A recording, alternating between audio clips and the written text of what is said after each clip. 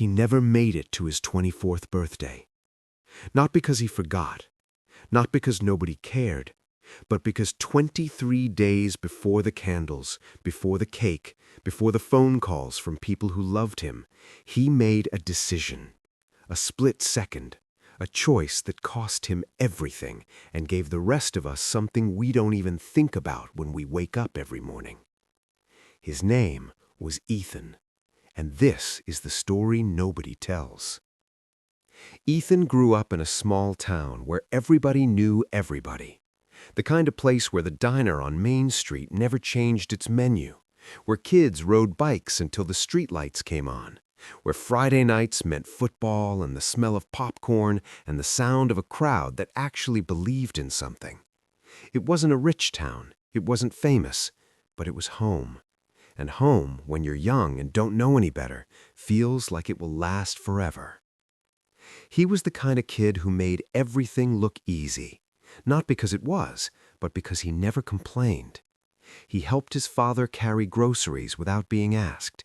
He stayed late after practice to help younger kids with drills they couldn't get right. His coach once said that Ethan had something rare, not just talent, something deeper, a quiet kind of strength that most people spend their whole lives looking for and never find. His mother called it his soul. She was right. When he was 19, he enlisted, not because he had no other options, not because someone pushed him. He sat at the kitchen table one evening, looked at his parents, and said, "I want to do something that matters." His father nodded slowly. His mother didn't say a word. She just reached across the table and held his hand for a long moment. And in that silence, everything was said that could ever be said. Basic training was harder than anything he had imagined. The mornings that started before the sun, the weight of the pack on his back that felt like the world itself pressing down on his spine, the cold, the heat, the exhaustion that goes so deep it stops feeling physical and starts feeling spiritual. Like something inside you is being tested, not just your body, but your belief, your will, the very core of who you are. He almost quit on day 11. He was lying on his bunk at 2 a.m, staring at the ceiling, every muscle burning, his hands cracked and raw, thinking about that small town, thinking about Friday nights, thinking about how easy it would be to just walk away and go back to a life that was comfortable and warm and safe. But then he thought about why he came, and he got up the next morning. That's who Ethan was.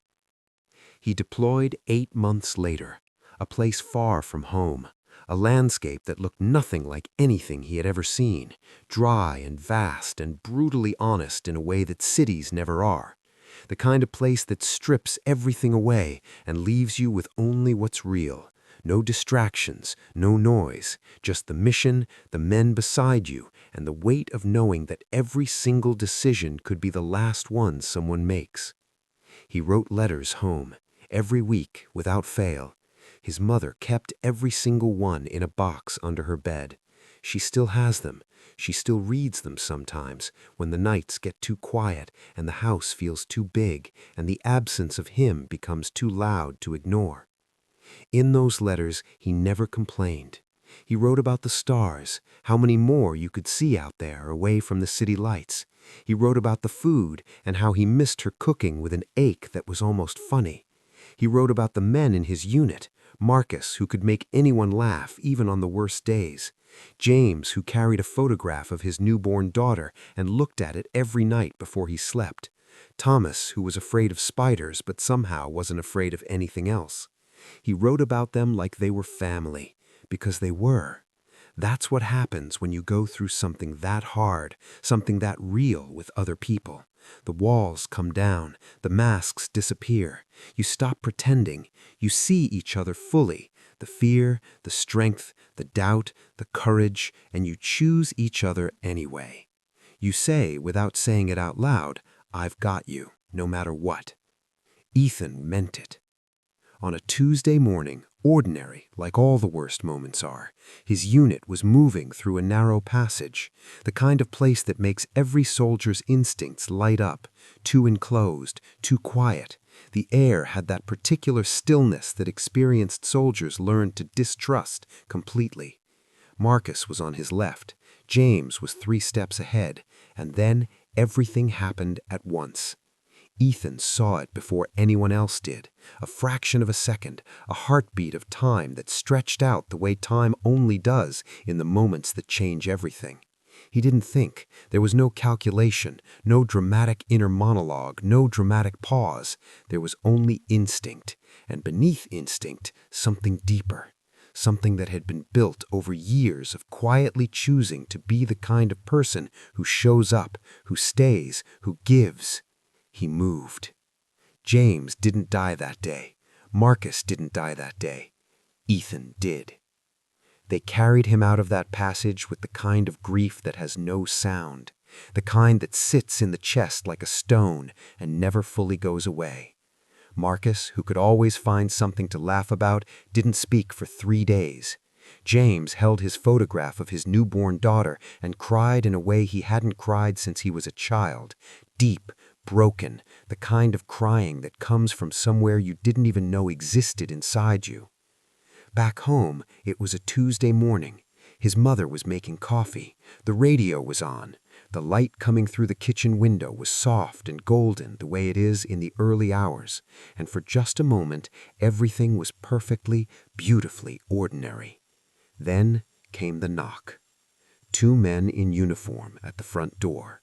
She knew. Of course she knew.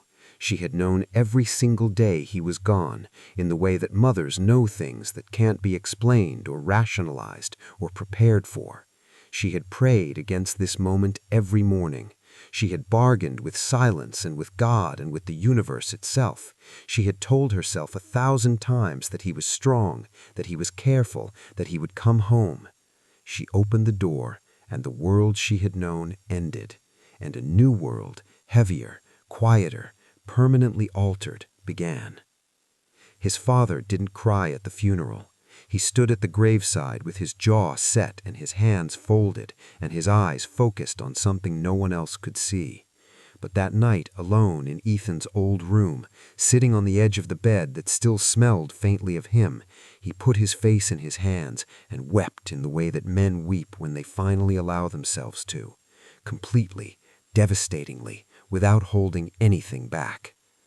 The flag they folded over Ethan's coffin sits on the mantel now, perfectly triangular, perfectly pressed. His mother dusts around it carefully, like it's sacred, because it is. And here is what I want you to sit with right now. Not the sadness, not the grief, though both of those are real and both of those deserve to be felt fully. I want you to think about this morning, your morning, the one you woke up to today. The coffee you made or the coffee you bought, the commute you complained about, the meeting that felt pointless, the argument over something small, the scrolling, the noise, the 1,000 ordinary moments you moved through without once stopping to think, why do I get to have this? You get to have it because of Ethan. Because of the thousands of men and women who never made it to their next birthday, who never finished their letters, who never saw their children take their first steps, who gave the last measure of everything they had on roads you'll never drive on, in places you'll never visit, for people they never met. For you. That's the weight of it. That's the truth that sits beneath every flag, every ceremony, every moment of silence that most of us observe without truly understanding what we're honoring. Freedom is not a default. It is not a background. It is not something that simply exists the way air exists or sunlight exists. It is built. It is maintained. And the price of it, the real price, is paid in the most personal currency there is. In years unlived, in futures erased, in mothers who dust around flags on mantels, and fathers who cry alone in rooms that still carry the ghost of their sons. Ethan didn't die for a concept. He didn't die for a speech or a slogan or a holiday. He died so James could go home to his daughter. He died so Marcus could keep laughing. He died so his mother could live in a country where she was free to grieve him openly, loudly, without fear. He died so you could have this Tuesday morning, this ordinary, sacred, unrepeatable Tuesday morning. The question is, what are you doing with it? Not in a grand sense, not asking you to change the world today, but in the small sense, in the real sense. Are you present? Are you grateful? Are you living with the kind of intention that honors the sacrifice of people who gave everything so you could have the chance to live at all? Ethan burned his toast sometimes. He stayed up too late watching old movies. He had a drawer full of things he meant to organize and never did. He was human, completely and beautifully human in all the messy and imperfect ways that humans are. And he was extraordinary. Not because he was fearless, but because he was afraid, and he showed up anyway, every single day, right up until the very last one. Remember him.